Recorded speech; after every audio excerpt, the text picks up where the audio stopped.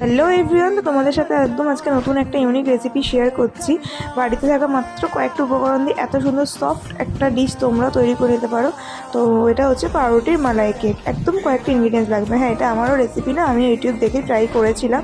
খুব এক্সাইটেড ছিলাম যে আমি কবে করবো ট্রাই, ভিডিওটা দেখার পর থেকে। তো পরের দিনই আমি এটা বানিয়ে ফেলি আর তোমাদের সাথে শেয়ার করছি। তোমরা যদি আমার ভিডিও দেখে এটা বানিয়ে থাকো তাহলে অবশ্যই কিন্তু আমাকে জানিও। এটা যারা মিষ্টি খেতে ভালোবাসে যাদের জন্য জিনিসটা খুব ভালো, তারা তো খুব পছন্দ করবে।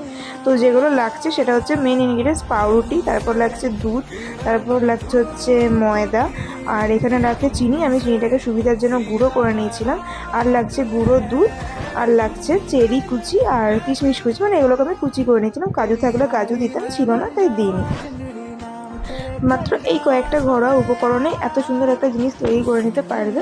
তো ফার্স্টেই আমি প্রথম পাউরুটিগুলোকে আমি কুচি করে তার মধ্যে কুচি করে নিয়েছিলাম। যেহেতু আমাদের অনেকজন মেম্বার ছিল, তো পুরো পাউরুটি লেগেছিল। তোমাদের যতটা মেম্বার থাকবে, যতজন, সেই অনুযায়ী পরিমাণ মতো তোমরা জিনিসগুলো দেবে। তো এখানে পুরোটা পাউরুটি দিয়েছিলাম, আমরা 2 কাপ মতো চিনি দিয়েছিলাম, আর হালকা উষ্ণ গরম দুধ দিয়ে নিয়েছিলাম। দিয়ে ব্যাটারটাকে তৈরি করে নিয়েছিলাম। এরকম একটা নরম নরম ব্যাপার আসবে। তারপর একটা কড়াইয়ের মধ্যে 1/2 লিটার দুধ দিয়ে আমি এবার মালাইটা করবো। তো এখানে আমি 1/2 লিটার দুধ ইউজ করেছিলাম মালাইটা করার জন্য। দুধটাকে ভালো করে প্রথমে ফুটিয়ে নিই, তারপর গ্যাসটাকে লো ফ্লেম দিয়ে তার মধ্যে চিনি গুঁড়ো, এখানে আমি 2 কাপ মতো চিনি দিয়েছি, চিনি গুঁড়ো আর তোমার গুঁড়ো দুধটা দিয়েছিলাম। তো দুধটা দেওয়ার পর ভালো করে নেড়ে যেতে হবে, যাতে তলায় লেগে না যায়, যেন দলা দলা না থাকে। তো হয়ে যাওয়ার পর তোমরা নাড়তে নাড়তে বুঝতে পারবে কালারটা যখন চেঞ্জ হয়ে যাবে আর ব্যাপারটা ঠিক এরকম একটা থিকনেস আসবে, সাইডটা এরকম লেগে লেগে যখন যাবে, তার মানে বুঝতে পারবে এটা হয়ে গেছে। তো তারপর এটাকে ঠান্ডা করতে রেখে দেবে, বাইরেই, ফ্রিজে ঢোকাতে হবে না। তো এই গরম মালাইয়ের 1 হাতার মতো নিয়ে আমি এই ব্যাটারে দিয়ে দিয়েছিলাম।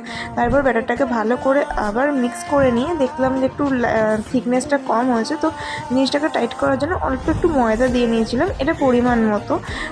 আর দিয়ে নিয়েছিলাম হচ্ছে এর ভেতরে দিয়ে নিয়েছিলাম বেকিং সোডা আর বেকিং পাউডার, আর এর মধ্যে চেরি আর কিশমিশ কুচিটা আমি নিজে অ্যাড করেছিলাম। এটা ভিডিওতে ছিল না, আমার মনে হলো দিলে ভালো লাগবে সেই কারণে। তারপর একটা বাটিতে সাদা তেল ব্রাশ করে তার মধ্যে ময়দা দিয়ে একটুখানি ঘুরে নিয়েছিলাম, যেহেতু বাটার পেপার ছিল না, তাই নাহলে কেকটা আটকে যেত যদি এইভাবে না দিতাম। তারপরে বাটির মধ্যে জল গরম করে সেটার মধ্যে একটা স্ট্যান্ড দিয়ে কেকের ব্যাটারটা যে বাটিতে ছিল সেটা বসিয়ে দিয়ে ঢাকা দিয়ে রেখে দিয়েছিলাম 45 মিনিট মতো। তো 45 মিনিট পর সেটাকে আমি নামিয়ে নিই। নামানোর পর একটু গায়ে ফুটো ফুটো করে নিচ্ছিলাম, যাতে ওপর দিয়ে এবার মালাইটা, ঠান্ডা মালাইটা যখন ঢালবো সেটা যেন ভেতরে ঢুকে অ্যাবজর্ব হয়, ব্যাপারটা যেন রসালো থাকে সেই কারণে। তো ওপর দিয়ে মালাইটা আমি এখানে ঢেলে নিয়েছিলাম। তারপর আমি ওপরে গার্নিশিংয়ের জন্য চেরি কুচি, এই কুচিয়ে রাখা চেরি আর কিশমিশগুলো দিয়ে নিয়েছিলাম, যেটা দেখতে ভালো লাগে আর একটা ভালো স্মেলও আসে। সব কিছুতে একটু সৌন্দর্য থাকলে খেতেও সেটা ভালো লাগে, দেখতে যদি ভালো লাগে।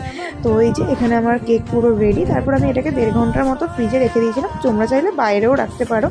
যে এই যে পুরো ফুল লুক। তো তো দেখতে পেলে কত সহজ পদ্ধতিতে এত সুন্দর একটা রেসিপি তৈরি হয়ে গেলো। তো চলো, টাটা, বাই, টেক লাভ।